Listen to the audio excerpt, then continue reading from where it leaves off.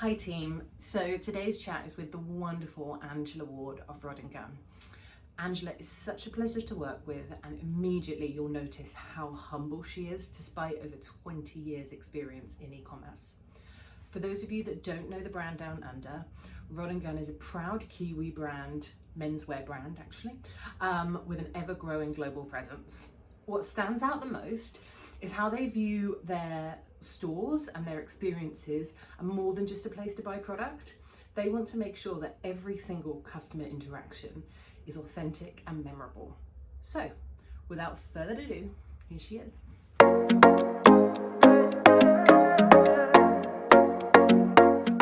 Thank you ever so much for joining us today, Angela. It was really interesting when I asked you to come on because you said, I'm not an expert. And I was thinking, she is general manager of an international e-commerce business. There's no way she can say, I'm not an expert. So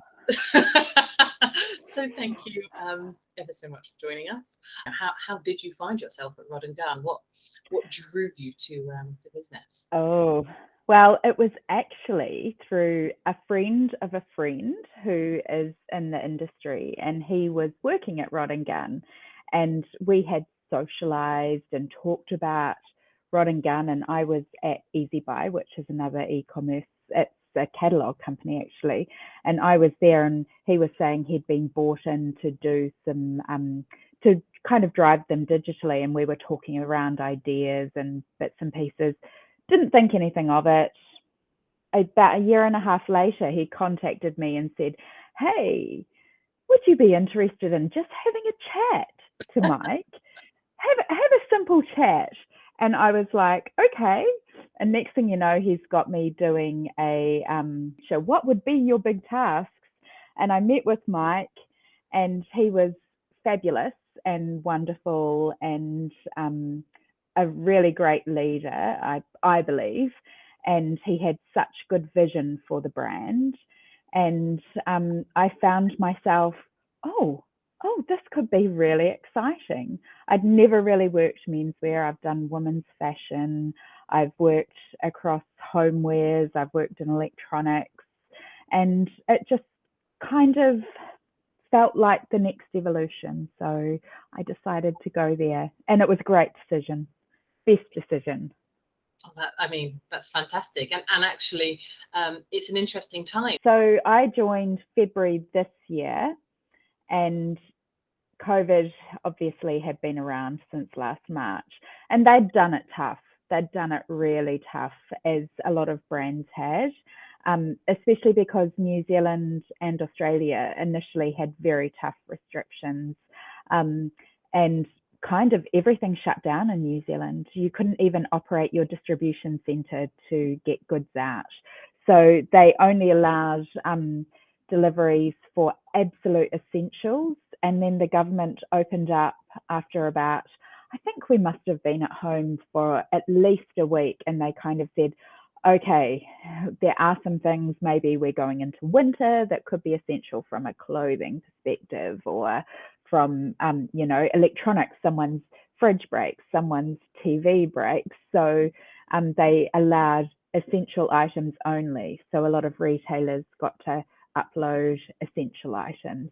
And then, so I was actually an electronic brand then. And then I ended up, of course, in February at Rod & Gunn. And as I said, they'd done it tough. They'd kind of slashed and burnt a lot of their prices. So because you end up with a lot of stock when you're in a situation where you're closed down or your retail stores are closed. So quite a high stock situation. So had tried to clear through that stock through a discounting policy. And then we ended up in a situation where last July, they decided no more discounting, and they went on this strategy, which has been fabulous for us, which was totally about our Gunn product, which is not our core lines, but our slightly elevated lines, are all on multi-buys. So you can buy multiples of them at a cheaper price. We no longer do any discounting from a percentage off or $1 off during the season. We still treat our loyal customers a couple of times a year, and we also have end of season sales, and that is all we've done. So when I started in February, we were in a really lovely position of having gone through a little bit of pain, trading our way through that initially, and getting our customers used to that way of shopping. And then we came out the other side, so we were quite profit focused rather than sales focused. There's still a sales focus, but it is much more profit focused than sales. It's definitely a tactic that we see quite a lot with shirt companies and things like that, with your 4 for £100 is the typical offer to look at most retailers. When you say it worked for you, what was the measure of success? Well, the measure of success for us has been, it's been multifaceted. So it has been top line sales. So top line sales actually grew rather than declined. The profitability, liquidation of stock, how we're churning through our stock and how we're turning it, and the ability for us to be in a better stock position than last year, finish cleaner. And like I said, overall, it's that GP amount that comes through, which is fantastic. Oh, that is fantastic. So some people won't know that they'll probably guess by your accent now, but you guys are actually a Kiwi business. And so interestingly, in the middle of COVID, just before you joined, they decided to enter the UK. So why the UK? Rod & Gunn was a New Zealand business which ventured into Australia, highly successful in Australia. We ventured into the US. And our venturing out isn't just us opening retail stores. So it's always kind of a multi-prong attack in a way. So we're in Nordstrom's in the US, we're in Neiman Marcus, Bloomingdale's, and then we've got small wholesalers that we're in as well. We are also online, and then we've got our own stores. So we've kind of done a 10-year adventure into the US, and I think on about year 8 we decided the UK was the next market for us. I mean, we've conquered New Zealand, we've conquered Australia, and in Australia we've also done that similar strategy. So we're in department stores and concessions, as well as having dropship partnerships. And so the UK was kind of the natural next best fit. We also had there are a lot of expat Kiwis and Australians living in the UK who knew and loved the brand. A lot of people from the UK were purchasing it online anyway from the US or from Australia or New Zealand. So it was kind of the natural next best fit for us. And yes, we opened our first store on Conduit Street in August 2019, and then of course COVID hit. So it was timing. It all comes down to timing, doesn't it? Exceptional timing, some would say. Yeah. It's a shame you've negotiated your rates, I'm imagining, just beforehand. But actually, you guys have handled the disruption. You've obviously got a strong enough business in the other areas or in the other geographical locations that you've managed to hold the store, even though people in the UK don't necessarily know Rod & Gunn yet. But how have you managed that? Because there's a lot of businesses that have obviously really struggled with that. Yeah, I think Mike, my CEO, has a fantastic philosophy about it. He knows if we retreat, if we pull out, there's a high chance we will never try again, because, it is that whole thing of to open a store, to start a website is quite a big deal. And we have been fortunate that we are a global business. So when the rest of the world was locked down and locked up and going through terrible COVID situations, we were fortunate that Australia and New Zealand were in a much better position. So we, as a business, our Australian and New Zealand business has been going gangbusters. Like, it's fantastic for us, and that is across all of the channels that we're on. So like I said, department store concessions in Australia and New Zealand, our own stores, our own online businesses, as well as our dropship partnerships. So, and they're all growing. They're all really successful relationships. So they have enabled us to support the pain that we were feeling in the US and the UK. The US was a little bit more sheltered because we had the relationship with the department stores there. So because of that, our wholesale business is extremely successful and continues to grow. So that was able to support our US business. And the UK, we just really consolidated. We were lucky there was the government support for the staff. It's called something different in every country. Yeah. So we were able to leverage that for our staff, and our staff are incredibly supportive of the brand.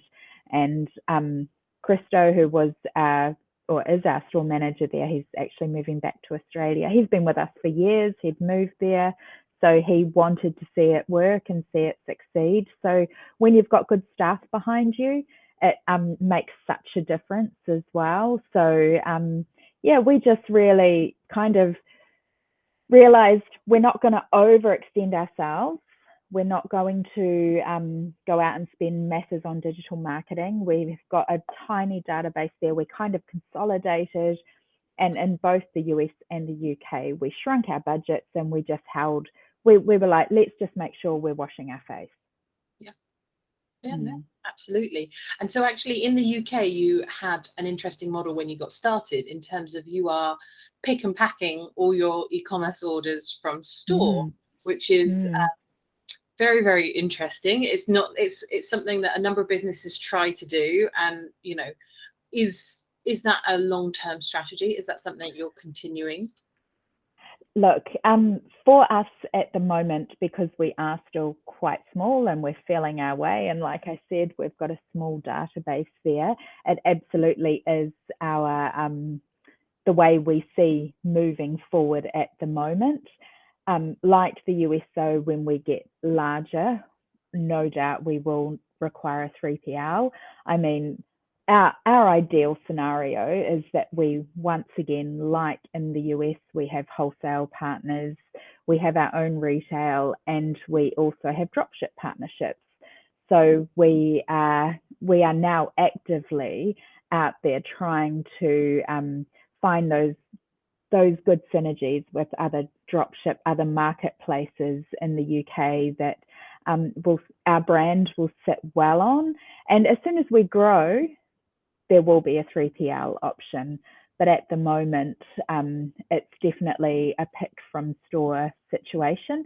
And it works for us. We also have within that store, because it's a large store, it's got a downstairs and it's 2 levels.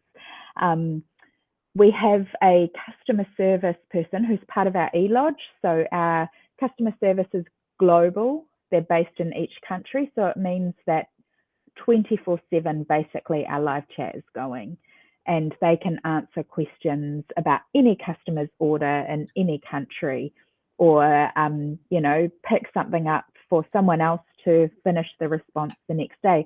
So customers always feel like they're getting a personal touch. We also have decided to not go the chatbot route, because we have this wide network of customer service agents, and it serves us well as a business. So the person who looks after the e-lodge in the UK is also picking and packing the orders and looking after the orders from that perspective. So it doesn't take away from the staff on the shop floor. That actually probably helps, because you've got, if someone's got a question about their order, chances are that person has picked and packed it, and therefore I Yeah. appreciate you can only do that when you're a small business, but Yeah. definitely plays dividends. I can see that. Yeah, definitely. At the moment, it does. In the US, I know I'm talking about the US, we do work with a 3PL called Bergen, and all of our online orders go from Bergen, but we still have a customer service person in a store who is able to answer questions and has a good relationship with Bergen as well as with us and everything, all the carriers and everything, and works really hard to keep on top of her orders as well. So yeah. It's quite interesting though. You say you're talking about the US, but honestly, that's fine. And it's interesting that you've gone down all those Anglophile nations in terms of, and it makes sense because you don't have to do the translation, and there's a lot of cultural similarities, but there's also a lot of cultural differences.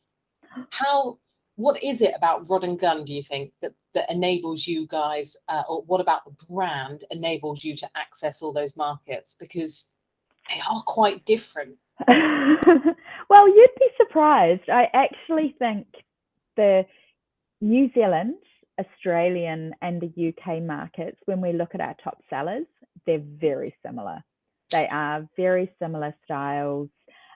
Things that work here, we typically know will work well in the UK. So we've just launched our Fernmark range. We're a licensed Fernmark holder. So the fern that's on the All Blacks is a licensed entity in New Zealand. You have to apply to be able to have it. And that range has just been launched in Australia, New Zealand, and the UK. I didn't say the US. So that kind of sweatshirts, casual dressing doesn't work as well for us in the US. In the US, we sell more linen shirts, more of our shirting programs than we do anywhere else, and they love the jackets. I guess they're not rugby fans, right? The fern doesn't mean as much to them as it would to the British. No, definitely not. But even when we did like just our sweatshirting range and our win-win range and things like that, it didn't resonate as much with the US. And when I look at my categories that sell, sweatshirts is not one of those categories, even with COVID, that has sold really well for us in the US. So there are definite differences, but it's crazy. Our brand resonates with so many different types of people. Nordstrom's find it very difficult to put us into this little box, and they say, when we look at your brand and we look at other brands that people shop your brand and what they're buying, it's so broad and it's so diverse. We can't say your customer is this one thing, and that's really nice. Yeah, I can absolutely understand that, and it must make it challenging from a digital marketing perspective, because you've got so many different people that you appeal to. But I guess you've also got avatars that you're working towards. Those different types of customer that you appeal to. So yeah, that's really.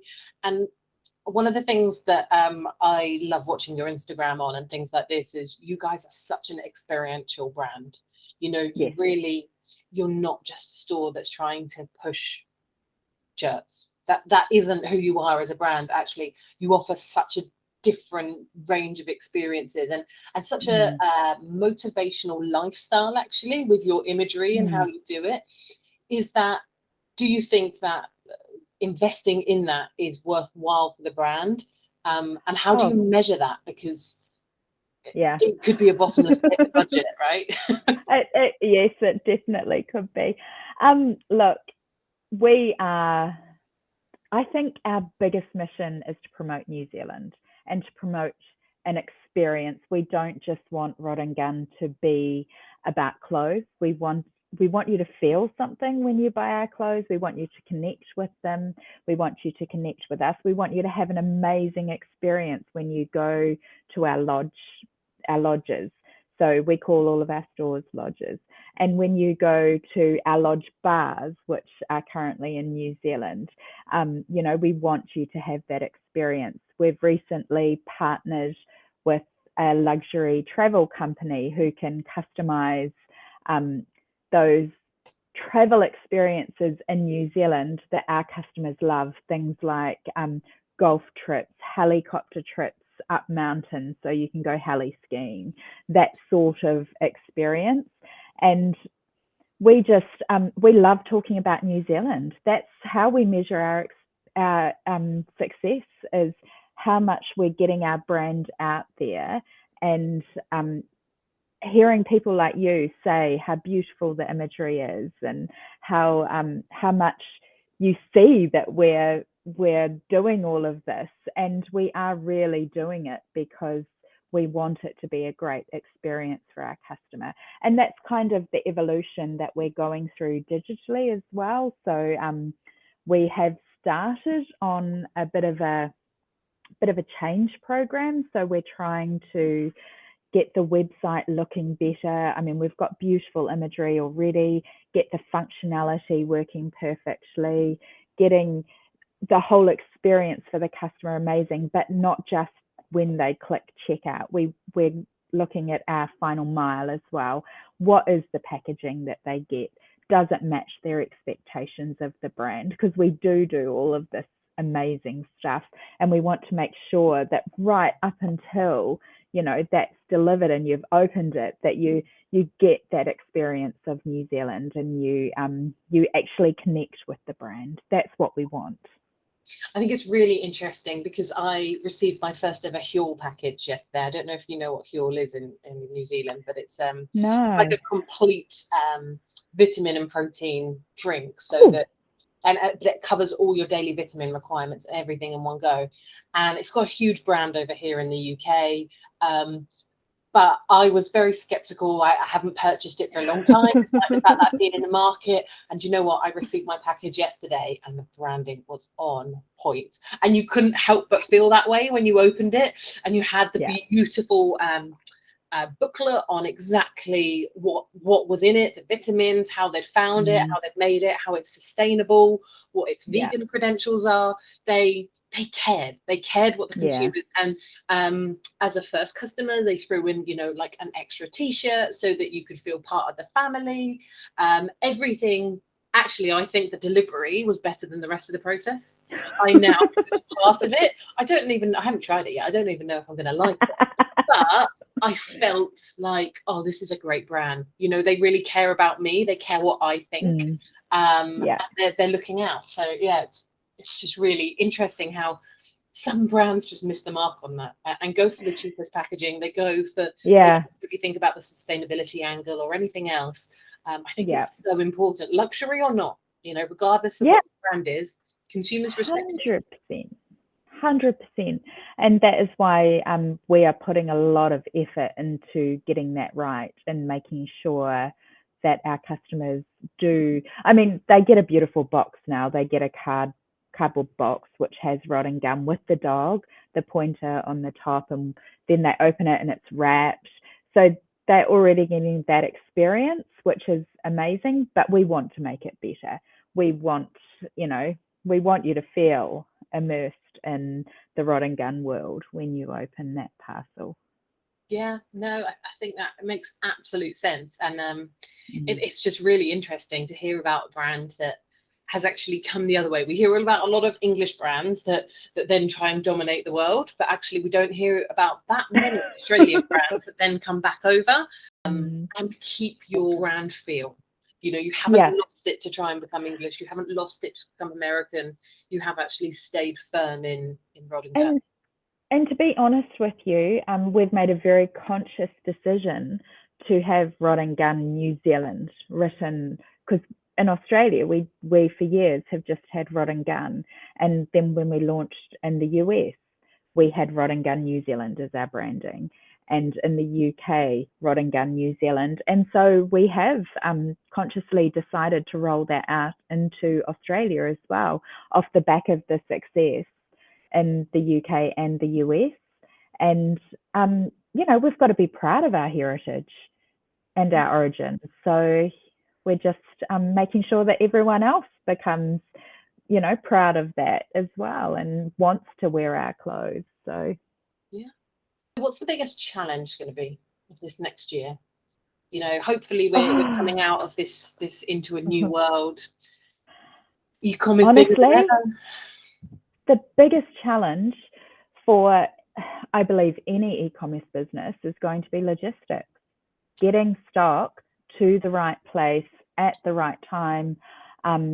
We, at the moment, things are landing for us in the US and we can't get our hands on our stock because that LA port is so massive. And, things have been held up in the UK with Brexit. And, we seem to have gotten through that okay, except I know when I first started, it was quite a large issue for us. And we have a fantastic stock controller for the US UK who sits in my office, because our office is split across Australia and New Zealand. So I didn't tell you that either. But Lily does sit in the office with us, and she is amazing with her stock control and has really good relationships with all of the freight forwarders and is constantly working hard to make sure that that stock is there. And it means my team has access to her, and we know, like, if we have to change EDMs or if we have to change out banners, because things that we're forward planned haven't arrived, and we can easily have a conversation. But that is going to be our biggest challenge. And, we've got massive growth plans, but you have to have the stock to support the growth. And that is going to be the challenge, getting stock around the world, getting it to the ports, getting it offloaded. Here in New Zealand, ships are backed up. I live near the ports of Auckland, and around behind Rangitoto Island, which is outside my window, there are vessels just backed up. I went on a sailing boat a while ago out there with some friends, and we went past all of these massive container ships, and they're just waiting to get into port. And it's just a worldwide issue. And I think it's just going to become harder and harder. And you've also got the added pressure of factories closing down because of COVID restrictions and then opening up again. And it's just a massive ball of tangledness that needs to be untangled. So, Yeah. and I think it will take a few years. Yeah, absolutely. I mean, we had a vessel pull into Felixstowe last week, which has been sat on the Suez Canal for 2 years. So it got stuck, and they had some challenges, and so it's just come in, and they said the value of the goods on it were 750 million. Isn't that just insane? It's absolutely crazy that something can be held up that long. Yeah. I'm just really hoping that my sofas are on it, because I ordered them like a year ago and they're still not here. Little wins. Well, look, I really appreciate your candidness and your honesty. Apart from Rod and Gunn, who would you say is your favorite e-commerce brand right now? Oh, look, I secretly am a skincare freak, and I have not makeup, skincare. I'm all about, I'm getting old. You've got to look after your skin, sunblock, things like that. But I am in New Zealand and Australia, there is a brand called Mecca, which is my absolute favorite brand to go into, but also my favorite brand online. So their emails are personalized to me. They send me every 3 months, you're due for a new mascara. Bang. So I know, I don't have to think about things like that. They have package choices when you check out. Do you want the gift box or do you want the sustainable option? They just put a lot of thought into their customer service. You get your delivery next day, which is amazing. Delivery's free. They have a beauty loop box, so a loyalty program. And because I tend to spend a little bit, I'm always in the top tier, and I'm always getting And it's so clever because they'll send me an email and say the next Beauty Loop box is out and you have to spend money to get it. So I go on and I buy because I don't want to miss out. It's such clever marketing. So, and they do an amazing job. And they have not mainstream brands either. So you try some quite different things. And yeah, I love buying gifts for people from there as well, because I think, the box is so beautiful that it comes in when it is a gift box. Like I usually get the sustainable packaging, but when I get a gift, it's so stunningly beautiful and it's really worth it. So interesting. Okay, but it's very, yet again, we've talked about it. It's really clear about what stood in your memory, why you feel that way. And it's not just marketing emails, but actually, yet again, it's how you feel when it's delivered. And it's how you feel opening it. And that's obviously such an important factor that's so overlooked. The little goodies that come out that aren't just the Beauty Loop, they'll always just chuck in a little, sample this. And you're like, ooh. Yeah, and I guess that's actually replicating your in-store experience, though, because if you were in store, they would say, "Oh, try these samples." In the UK, definitely, if you were to go to Boots, your Estee Lauder lady would try and upsell you, and she'd throw you a couple of samples. And a lot of ecom businesses don't do that. Last question. Okay. If I could ask another e-commerce brand any question, what would you want the answer to? Or what would you like I want that magic formula that makes people sign up to your database. How do I acquire more customers in a new country, going into a new region? It's obviously about acquisition, and acquisition is expensive. I'd love to know the most successful thing that they've done for acquisition that hasn't cost a fortune and has created stickability, not just getting the database up for the sake of it. I want good quality, stickable customers. Yeah, no, that makes sense. It's a good question. And as a new entry into the market, it was funny because I was thinking about your beauty example straight away. I was like, well, you've got a perfect example of how they do it, but they've been in the market a while. So, okay. Yeah.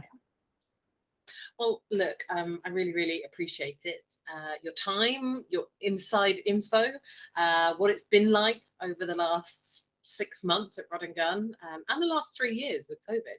I think it's really, really interesting. And I know that some of the smaller brands and the big brands alike on Ecom Experts will appreciate your insight. So thank you ever so much for your time. That's all right. Thank you very much. And staying up late. What time is it? It's all good. Yeah.